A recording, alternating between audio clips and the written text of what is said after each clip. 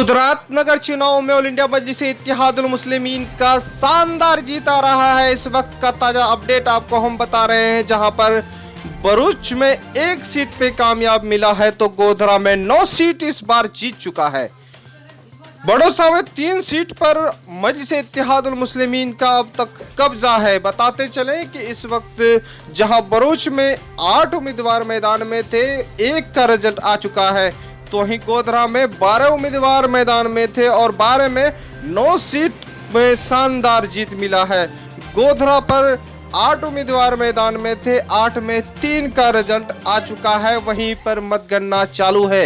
इस वक्त का ताज़ा अपडेट आपको हम बता रहे हैं, जहां पर मजलिस इत्तेहादुल मुस्लिमीन के खासतौर पर खेमे में काफ़ी खुशी का लहर है। और साथ ही साथ बता दें कि पिछले चरण के चुनाव के परिणाम में मजलिस इत्तेहादुल मुस्लिमीन को जहां 21 उम्मीदवार मैदान में थे, तो 7 उम्मीदवारों का शानदार जीत हुआ है। इस वक्त बड़ी अपडेट आ रहा है, जहां पर मजलिस इत्तेहादुल मुस्लिमीन के 13 उम्मीदवार अब तक कामयाब हो गए हैं। हम ताज़ा रुझानों में हम गुजरात के साबिर काबिलीवाला प्रदेश अध्यक्ष से हमारी बात हुई और उन्होंने जानकारी देते हुए बताया कि भरूच में 8 उम्मीदवार मैदान में थे, 8 में 1 का रिजल्ट आ चुका है। गोधरा में वहां पर 12 उम्मीदवार थे, 8 उम्मीदवार थे जिसमें 3 ने जीत दर्ज की है। और बड़ौसा में 12 उम्मीदवारों में 9 उम्मीदवारों का शानदार जीत हुआ है। इस वक्त है मजलिस इत्तेहादुल मुस्लिमीन के 13 उम्मीदवार कामयाब हुए हैं और साथ ही साथ और उम्मीदवारों का रिजल्ट आना अभी बाकी है। जिस तरह से मजलिस इत्तेहादुल मुस्लिमीन में काफ़ी खुशी की लहर है और गुजरात में इस वक्त मजलिस का झंडे परचम लहर रहा है। गुजरात में कुल उम्मीदवार अब पिछले 7 और 13 लगाकर 20 उम्मीदवार अब मजलिस इत्तेहादुल मुस्लिमीन के जीत चुके हैं और 20 सीट जीत के बाद अब निगाहें हैं और सीटों पर अभी रिजल्ट आना बाकी है, गिनती चालू है। देर शाम तक आपको हम भी ताज़ा अपडेट बताएंगे कि गुजरात में आखिर कितने सीट आया। लेकिन ताज़ा रुझानों पे फिर एक बार आपको दोहरा दें कि भरूच में 1 सीट जो है वहाँ पर कामयाब रहा है, 8 उम्मीदवार मैदान में थे, तो वहीं बड़ौसा में 12 उम्मीदवार मैदान में थे तो 9 सीट वहां पर शानदार जीत मिला है। और गोधरा में 8 उम्मीदवार थे मैदान में तो 3 उम्मीदवारों का शानदार जीत मिला है। इस वक्त दूसरे चरण का मतगणना चालू है, 13 उम्मीदवार का शानदार जीत बताया जा रहा है। आप देख रहे हैं द मैसेज न्यूज, आपको हम लगातार अपडेट दिखाएंगे, फिर हमारे चैनल में बने रहें। खास बातचीत हम करेंगे गुजरात नगर चुनाव पर, तब तक चैनल में बने रहें, देखते रहें द मैसेज न्यूज। चुनाव में इसकी शुरुआत एमआईएम ने इस चुनाव से की है और यह बड़ी उपलब्धि कहा जाएगा, क्योंकि इस उपलब्धि से ही एमआईएम 2022 के पारी में सही से खेल सकती है। अच्छा, गुजरात चुनाव में बहुत कम समय में मजलिस इत्तेहादुल मुस्लिमीन वहां पर एंट्री हुआ और वहां पर नगर चुनाव से शुरुआत की। अब इस कम समय में पहले दफा 7 सीट पर कामयाबी होना, यह आपके नजर में किस तरह का संकेत दे रहा है कि गुजरात में क्या लग रहा है आगे की राजनीतिक में? देखिए, कहा जाए तो मजलिस इत्तेहादुल मुस्लिमीन के 1964 में इतनी बड़ी कामयाबी नहीं मिली थी जो गुजरात में मिला। बताया जाता है कि फर्स्ट बार जब म्युनिसिपल कॉर्पोरेशन के इलेक्शन में एमआईएम फाइट किया था तो ऑन फॉर 1 सीट जीते थे। 1 सीट अब्दुल वाहिद ओवैसी साहब ही चुनाव जीत करके आए थे। लेकिन गुजरात में 15 दिन के मेहनत के बाद 10-12 सीटें आप जीत रहे हैं, तो संकेत है कि आप एक जनाधार की तरफ जा रहे हैं, आप अपनी पार्टी को विस्तार दे रहे हैं, आप स्टेब्लिश कर रहे हैं, पार्टी को बढ़ा रहे हैं, और जिसका संकेत पूरी तरह से कांग्रेस पर असर होगा। और 2022 के विधानसभा में यह मुख्य धारा की पार्टी भारतीय जनता पार्टी है, लेकिन मुख्य विपक्ष के रोल में देखिएगा एमआईएम और आम आदमी पार्टी की पूरी तरह से संकेत है कि अगर ये दोनों फिर गठजोड़ कर जाते हैं भारतीय ट्रैवल्स पार्टी के साथ, तो हो सकता है कि राजनीति और परिणाम और सियासी समीकरण बदल भी सकते हैं। बहरहाल हम एक चीज और जानने का प्रयास कर रहे हैं कि इतने कम सीट पे चुनाव लड़ना वहां पर एमआईएम का, आपको क्या लग रहा है कि एमआईएम इतने कम सीट पर लड़ी? और बैरिस्टर असदुद्दीन ओवैसी साहब का जो दूसरी बार चरण में चुनाव प्रचार भी हुआ, क्या और सीटों पे उनको नहीं लड़ना था? सीमित समय था, समय कम। जिस तरह आपने पहले बताया कि 10-15 दिन के अंदर गुजरात में आना, प्रोग्राम्स करना, फिर नुमाइंदों को चुनना, चुनाव प्रचार करना, उतारना बहुत टफ होता है, डिफिकल्ट होता है, और ऐसे समय में कुछ कम वक्त में कम ही किया जाता है। जिस तरह से अभी आप देखते हैं कि क्रिकेट की बात अगर हम करें तो पहले बड़े बड़े खेले जाते थे, अब 10-10, 5-5 खेले जाते, समय कम। अब हम खेलेंगे, इससे बड़ी पारी खेलेंगे, हम लोकसभा खेलेंगे, विधानसभा खेलेंगे और बहुत सीटों पर खेलेंगे, उतारेंगे। कम सीट पर अपनी नुमाइंदगी दर्शाने के लिए यह संकेत है कि आने वाला वक्त के लिए एक तूफान है जो अभी आप हवा के रुख में देख रहे हैं, आंधी आने वाली है। एक तरफ हम गुजरात की बात करें और गुजरात इन दिनों में सुर्खियों में है, ऐसा मामला को लेकर क्या जानकारी है आपके? ऐसा मामला में क्या हकीकत था जो लड़की खुदकुशी कर ली? देखिए, दरअसल बात यह गुजरात के मामले में कि दहेज वाला मामला था।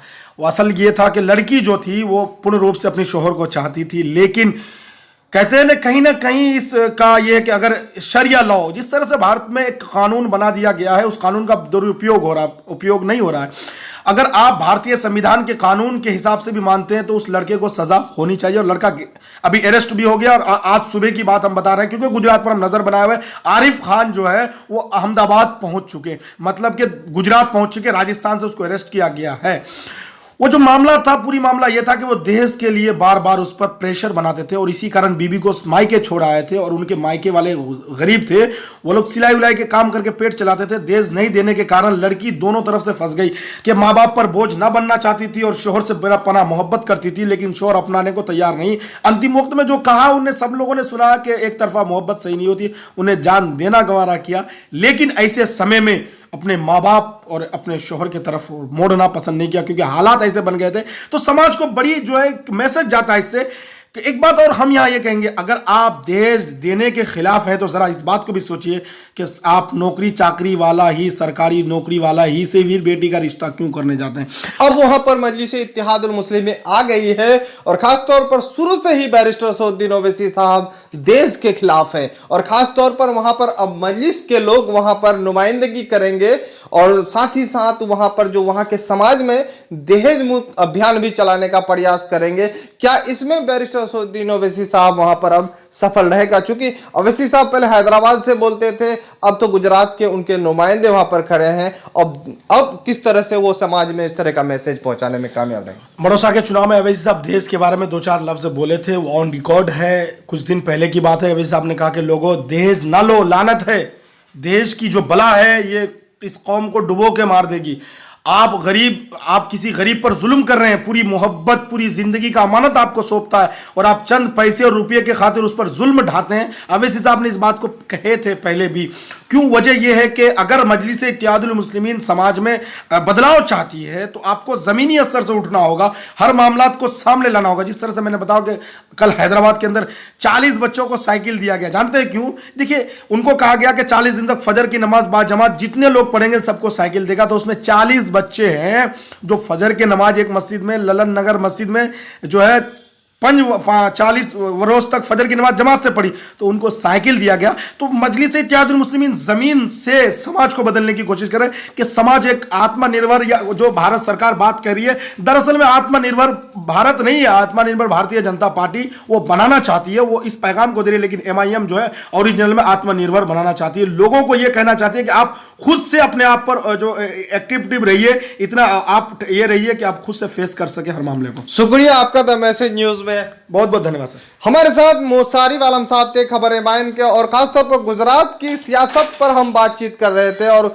गुजरात में इस तरह से अभी चुनाव रिजल्ट आना शुरू हो गया है, मतदान का जो है गिनती चालू है, और कहां कहां मजलिस इत्तेहादुल मुस्लिमीन को वोट मिल रहे हैं और कौन कौन सीट निकलने का अनुमान है, ये जानकारी हम ले रहे थे। बताते चले कि पहले चरण का मतदान के बाद गिनती हुआ और 7 सीट वहां पर जीतने में मजलिस कामयाब रही, और दूसरी दफा वहां पर आज गिनती है और रिजल्ट आना बस अब शुरू हो जाएगा। फिलहाल गिनती वहां पर चल रहा है, लोगों की निगाह गुजरात के नगर चुनाव के दूसरे चरण के मतगणना पर है।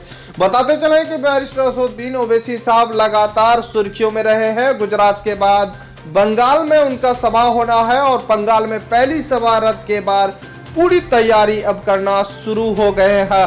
हालांकि गुज़िश्ता कल उन्होंने मीडिया से बंगाल के मुद्दे पर बात करने से इनकार किए। ऐसा लग रहा है कि बड़ी मजबूती के साथ अब बंगाल में अकेले ही कूदने को तैयार हैं। आप देख रहे हैं द मैसेज न्यूज। इस तरह से न्यूज पाने के लिए हमारे चैनल को सब्सक्राइब करें, लाइक करें, दोस्तों को शेयर करें। खुदा हाफिज।